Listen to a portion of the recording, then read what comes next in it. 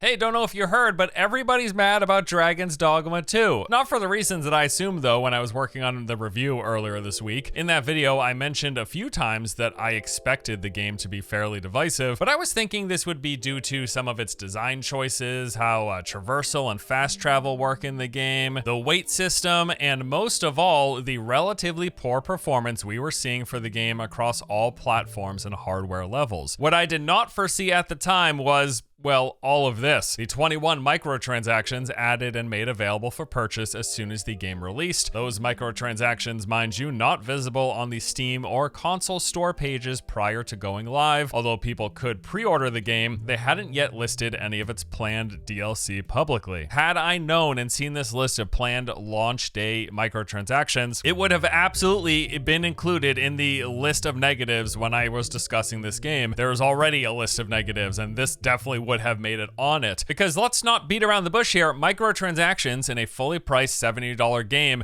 it is absolutely a negative. It doesn't make the game better. It's not there for the benefit of us, the players. It exists to please Capcom's investors. That is all. We don't have to defend this. It isn't ours to defend. But at the same time, I think it's important that we are clear and accurate when discussing this stuff. Surrounding all the conversation about microtransactions in Dragon's Dogma 2 has been a whole heck of a lot of misinformation and just outright incorrect assumptions about what's actually for sale, the implications of these items, and what effect does it actually have on the game playing experience. While I am of the blanket opinion that a full price single player game is best not having microtransactions at all, let's at least be accurate when discussing what is in Dragon's Dogma 2. Like, what does the game have and what does it mean for the game? So let's take a look. The items for sale include the Explorer's Camping Kit. This is for sale for $2.99. Gain one special camping kit and make them available for purchase in-game shops. Efficient without being unduly weighty, which means it's not as heavy as other items. This is important. So camping kits, yes, they are regularly acquired while playing, and they're also not consumable. You can just keep on reusing them. In fact, I've got about 5 or 7 kits sitting in my storage that I found just while exploring that I have not touched since I started playing the game last week. In fact, I am still using one of the first camping kits that I ever received many hours into the game. Now, the smaller camping kits can break if you are ambushed while sleeping, but there are sturdier ones available for sale as well in game that don't break at all. What's interesting here though is that this is a cosmetic microtransaction. The camping kit that you get just makes your camp visually look different, but it's also lighter weight as well, and that does have gameplay implications. The basic modest camping kit, which is the one that you're going to find many of while you're playing, these weigh 7 kilograms. There's also the slighter, better grass and sand patterned versions of the kits that weigh 6 kilograms and are sturdier, while this Explorer's kit that is available for sale weighs 5.5 kilograms, so it is slightly less heavy. Now, let me tell you, if you've not played much of this game, managing your carry capacity is something you are constantly dealing with. So having a lighter version of any item and of a camping kit that you're going to constantly carry around, this is beneficial. This is paid for convenience. Not only do your packs have a weight limit, so you need to empty them before they completely fill up, but as you get closer to being encumbered, as you move up those tiers of weight, the slower your run speed. The more items you're carrying, you literally physically run slower and your stamina regenerates slower. So yes, having a camping kit, having any item that weighs less than the ones that are available in game, that is helpful. That is paid for convenience. There's no question there. The next item for sale is the Music and Sound Collection for $2.99. This lets you change some of the in-game music and sound effects to those of the original Dragon's Dogma. So no gameplay implication here, right?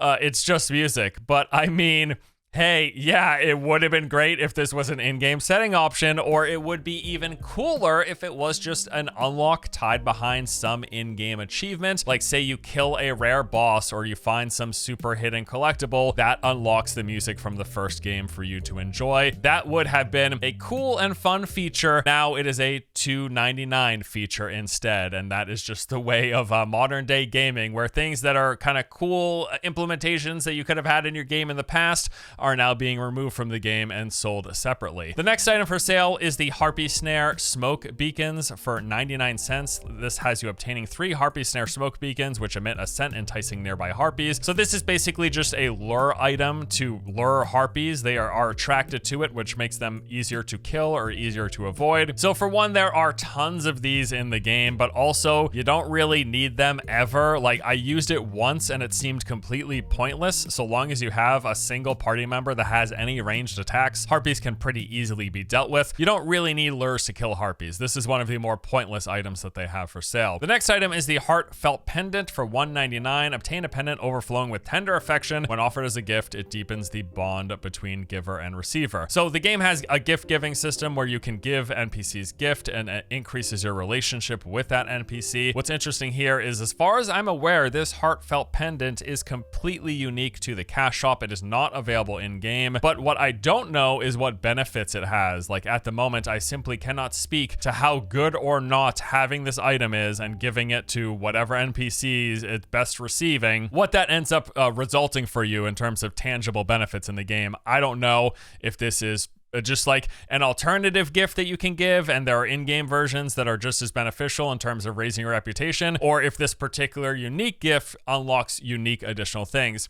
Do not know at the moment. I'm sure we will find out in the future. The next item is the Ambivalent Rift Incense. So this one has you obtaining an item which will change your pawn's inclination once to a random inclination. So this is a strange one. First of all, let me explain what inclinations are. When you make a pawn, you pick its inclination. It gives you the option to select what one you want. This affects their behavior both in and out of combat, as well as affecting what their voice will sound like and the type of dialogue you'll hear from them. So there are 4 inclinations. Pawns who have a kind-hearted inclination will prioritize support by holding down foes, buffing and healing allies. Calm pawns will focus on survival, defense, and evasion. Simple pawns are observant outside of combat. They're focused on gathering items and pointing out interesting objects. And straightforward pawns will scout enemies from afar and are more aggressive in combat. So those are the 4 pawn inclinations. When you make your pawn, you select an inclination. So this item that they're selling here will let you change your pawn's inclination from the one you started with to a random one. And this is why, here's why this one is strange, because in game, they actually sell the incense to change your pawn's inclination at the Pawn Guild vendor, which is found in major towns. You can buy this ambivalent incense that selects a random new inclination, but more so, they sell the specific incense for each of the 4 inclinations. So you can just pick the new one that you want rather than rolling the dice for this paid one here. The TLDR here is that the version of the incense that they're selling in the cash shop is the worst iteration of the incense item. You're much better off, if you're wanting to change your pawn's inclination, to not roll the dice on the random incense version, but to just buy the one that gives you the exact one you want. Although I should note that the one that gives you the exact one you want is 4 times the cost of the in-game rift crystals. You're still rolling the dice. It's probably worth the 4x increase, but we will talk about rift crystals very shortly. So the next item on the list is the makeshift jail key for 99 cents. Obtain a key to the jail of relatively crude make. It will break upon a single use. So these keys are found in game. They are consumable keys. The variation that they're selling, in fact, is the consumable one that will break on use. Does not ever for anyone under any circumstance make any sense to buy this, because while you play the game, there is an unlimited use version of this key. So sort of like the incense, the version of this item that they're selling in the cash shop is the worst version of the item. It doesn't make sense to buy a makeshift jail key. You're going to find makeshift jail keys, and you'll also get a key that never ever breaks. And because this is so pointless, sort of similar to the Harpy smoke beacons, it feels like it's just one that they're throwing in there to try to get some suckers to purchase, right? That's literally how unbelievably nonsensical it is to buy something like this. They're really just hoping someone's going to give them a buck. It's kind of crazy, to be honest. All right, so the next item here, the Art of Metamorphosis. Now, this one has been fairly heavily debated online from the discourse that I've seen. Art of Metamorphosis: obtain an item that allows the Arisen to edit their appearance or the appearance of their pawn. It can be used only once when visiting the barber. Here's the thing. A lot of people are saying this is a really big deal, and I get why, because the character creator in this game is super impressive. People like playing around with it, adjusting characters to make them look a really cool, special way, and the idea of them selling the item that's required to change the look of you or your pawn, that sucks, right? Because yeah, people are going to play with the character creator and they're going to make something and hopefully they're happy with what they want,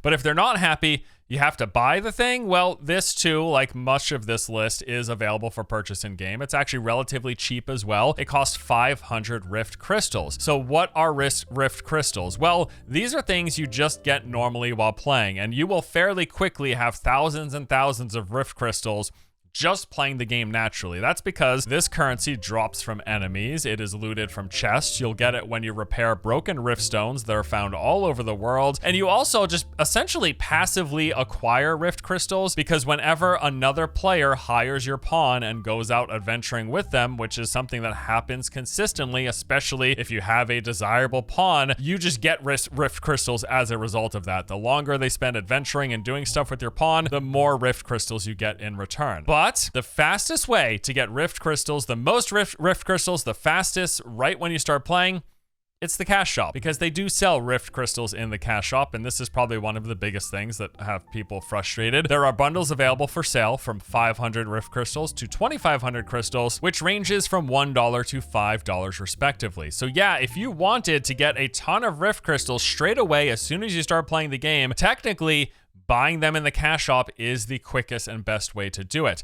Now, does it matter? That's the question. And that really all depends on the individual, because the only things that rift crystals are used for are the following. You use rift crystals to hire pawns that are higher level than yourself, but only hiring pawns higher level than yourself, because any pawn that is at your level or lower always costs 0. So as long as you're just constantly hiring pawns that are your level, you never have to spend rift crystals on pawns. Like, yes, technically there is some advantage that can be gleaned from hiring a higher level pawn. In all of my playtime, it's never, ever felt like a necessity, but maybe that changes when you get to the higher difficulties and when you push into New Game Plus. As of now, I've not seen moments where I felt like, gee, I really need a higher level pawn. And that's again why I say the ability to purchase rift crystals is its importance is really on the individual. Buying incense is the other thing that you can do. As we talked about, these incense are used to change your pawn's inclination.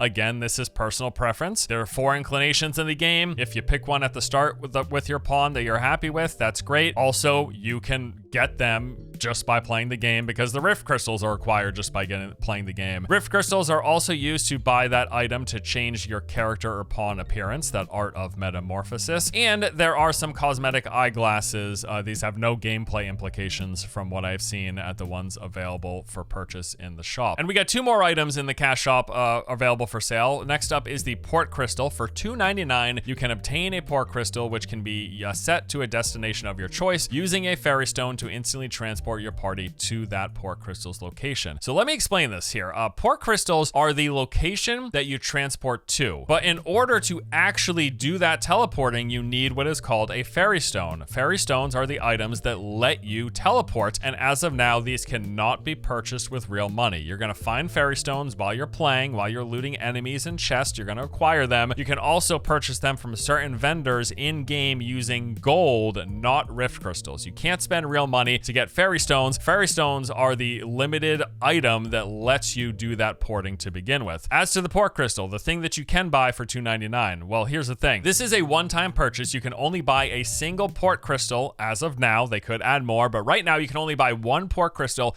from the cash shop. So the game already has pre-existing port crystals in it. In its major towns and other significant locations spread across the world, there are port crystals that are already there. On top of that, as you play, you will find port crystals like the one that's for sale in the shop. You will find ones while playing that you can manually place down wherever you want. Come the end game, on your very first playthrough, it seems like most people will on average have about 5 to 7 port crystals that they naturally found, the ones that you can place anywhere, on top of all of the pre-existing static ones that are built into the game. Then, as you continue to play, and if you move into New Game Plus, that is going to give you access to additional port crystals on top of the, let's say, 5 to 7 that you found in your first playthrough. And here's the really important piece of information that seems to be missed in a lot of the discussion about this item in the cash shop. There is a maximum of 10 port crystals that you can manually place in the world. You've got all of the pre-existing static port crystals. Their location doesn't change. The ones that you can place down, like the one available for purchase in the shop, at maximum, you can place down 10. And once you have 10, that is it. As a recap, in your first playthrough, you're getting 5 to 7 manually placed down port crystals.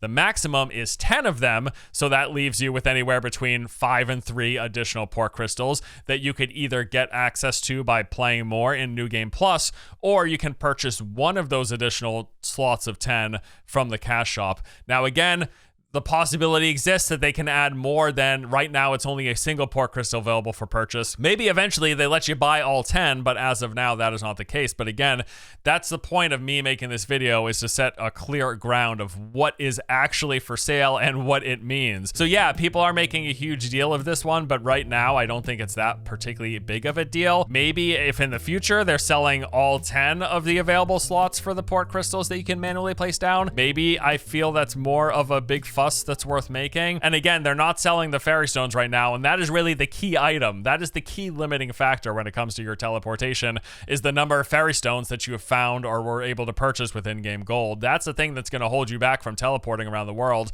not the manual port crystals, that most of which you're going to find while playing. What's especially funny about this whole situation, though, is the fact that the developer in interviews has come out and explicitly said that fast travel is a sign of a boring game world. So the fact that they're selling any portion of the fast travel equation, I mean, come on, man, that's so funny. But then also, maybe that just speaks to the separation between the developers and their plan for implementing a game in these game design systems, and then the side of the whole thing that's trying to monetize any portion of that equation. Now, the final item available for sale is the Wake Stone for 99 cents. You get 1 Wake Stone. This is used to bring someone back to life, either you as a player or an NPC. These are single-time purchases, and there are 5 of them available. A big deal is also being made of these. I'm telling you, as someone who's played a lot, it's not really. I was swimming in these after my first time playing through reviewing the game. You will find Wakestone shards literally all over the place. On top of that, the game's autosave is pretty frequent, so any time that I've ever died, most of the time, I don't even bother using a Wakestone, because if I just reload the last autosave, I'm usually at most like 15 to 20 seconds back. Like, it's not that big of a deal unless there is a massive importance on using the Wake Stones to revive NPCs and then you getting some special stuff from reviving that NPC. To me, from all my experience with the game so far, this doesn't seem like a big deal. It seems like one of those like unnecessary things that again is only there for the sake of Capcom trying to just like get someone who's gonna throw them $1 for something that they don't know yet, that they don't really need to purchase. Now again, and I do want to reiterate here, I want to make it very clear, I am not going through this list with any intention of dismissing any of the concerns about any of these microtransactions, but rather just to make sure that we are clear about what they actually are and what they mean. And also, as for full clarity, of that list that we went through, there are only 3 things that are unobtainable just by playing the game. That would be the Explorer's Camping Kit, that Music and Sound Collection, and the Heartfelt Pendant. Those are the 3 items, a total of, what is it, $8, a total of $8 worth of microtransactions are all that is exclusive to that cash shop. So yeah, it's true that everything else that they're selling can be obtained with relative ease simply by playing. And a lot of people have been saying this, but it's not a dismissal of the complaints, because look, while in defense of the game, I am seeing a lot of comments of people saying, hey, you know what, these microtransactions aren't necessary, we shouldn't be upset, you can play and enjoy the game without buying anything on this list of available purchases. While you could just say like, yeah, these microtransactions are useless, and I have been saying that, a lot of these are completely useless, people don't need to buy them, and for those who don't, I understand why some might think that the existence of these microtransactions isn't a big deal, it doesn't make the game any worse. But the fact is, we actually just don't know if that's true, because as with any game that sells even the tiniest amount of convenience or consumables like what we're seeing here, there exists the possibility that the game is made that much more inconvenient, not for the sake of the game design or for delivering a certain specific experience, but for the sake of causing just enough friction, just enough frustration, that some percentage of the players will then be frustrated enough to go onto the cash shop and buy those items to bypass that built-in inconvenience. RPGs, games with leveling systems and progression systems, there is a level of friction innate to it, because if there wasn't any, we would start the game, we would be max level, we would be one-shotting everything. Part of the friction is part of the game playing experience, but it is the balance between the friction and delivering a good experience, and then when the cash shop gets injected into that equation, that's where all of a sudden, like, we don't know if the game is grindier because they're selling bypasses, if the game doesn't have as many built-in fairy stones because they knew they were selling one, if the rate of acquisition for Rift Crystals was tuned back because they know they're going to be selling Rift Crystals in the cash shop. That's one of those things where we don't know, and the game could be made worse. Any game like this, I'm not even just talking specifically Dragon's Dogma 2 at the moment, any game like this where they sell in-game currency or sell any convenience, the question remains whether or not the game was made worse because they want to create enough friction to make some people have the desire to swipe their cards. And usually the answer is yes, because they wouldn't do this if it wasn't effective, if it didn't work. The fact is, even if you want to say these microtransactions aren't necessary, that is actually the point. These microtransactions are unnecessary. They're not necessary. Games would be undeniably less crap if they weren't there. The funding of the future development argument also just doesn't stand well on its own 2 feet as far as I'm concerned, because we're dealing with a single player game. It's not a live service game. And we also already know that and is the case for Dragon's Dogma 2, they will be selling future content DLC editions. The stuff that's coming down the road that's going to add more to the game, the microtransactions aren't necessary to fund it. They're not there specifically to fund it. We're going to be paying for that stuff already. So with all of this, in addition to the game's performance issues and these microtransactions, the current user review score has absolutely plummeted. It was mostly negative within the first several hours after release. Now, earlier this morning, it was bumping up to mixed, but it has been fluctuating between mostly negative and mixed, and it's likely going to continue to do that. In fact, I expect for the next week or so, people, as they continue to voice their disapproval, will be continually leaving negative reviews. I would like to add as well that this is not the first time Capcom has had stuff like this in their games. In fact, it's pretty much become standard at this point. For the latest installments of Devil May Cry, of the Monster Hunter games, of Resident Evil, pretty much all of their big name games have been launching with a similar level of day one microtransactions, selling similar sorts of items, or shortly after launch, if not day one. Their games have had this for some time now. We do expect this will not be the last time as well. They will continue to do it. And ultimately, can I just say, like, man, what a shame, honestly, what a shame, because here we are once again.